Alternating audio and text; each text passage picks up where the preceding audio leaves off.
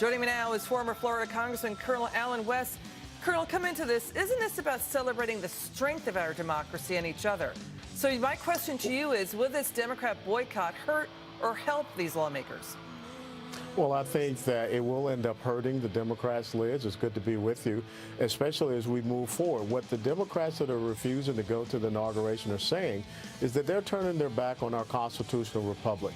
They're saying that they don't respect the will of the people and our representative democracy, and their political party and their ideological agenda is more important. If 70 Republicans had said we're not attending the inauguration of Barack Obama back in 2008 because we just don't like him, he hadn't even come into office, there would have been an incredible uproar even to this point.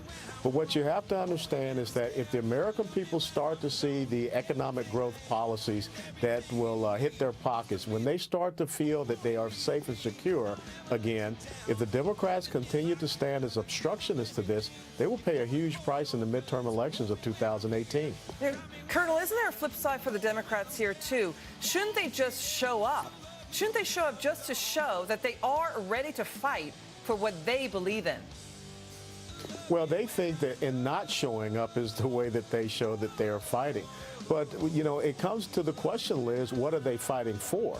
Are they fighting for America, or are they just fighting for their own partisan ideological agenda? And what happened in the election of November 2016, as you say, the forgotten man and woman, they voted for the person that they believe is going to fight for them. And the Democratic Party does not stand for a party that will fight for the American dream, the American vision of life, liberty, and the pursuit of happiness. Instead, they want to fight for an agenda that tries to guarantee happiness to people.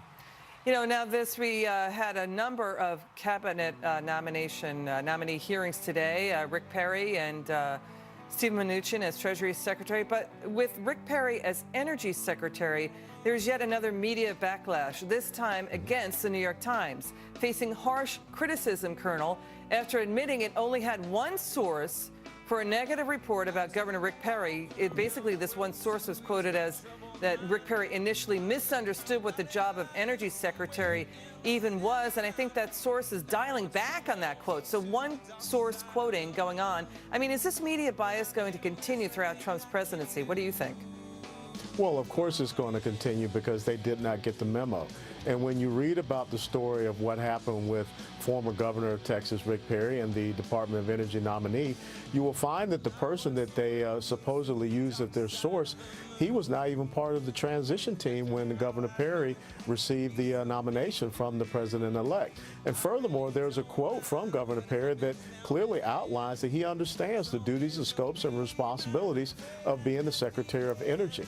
So you're going to continue to see a media that is losing credibility, losing their validity. We've seen that with CNN, BuzzFeed, now the New York Times, and there are going to be others because their intention is to try to undermine this incoming administration, not to allow it to have the opportunity to succeed. Thank you, Colonel Allen West. We appreciate you, and we appreciate your service to our country. Thanks again, Colonel. My pleasure, Liz. You're looking at Live Shot.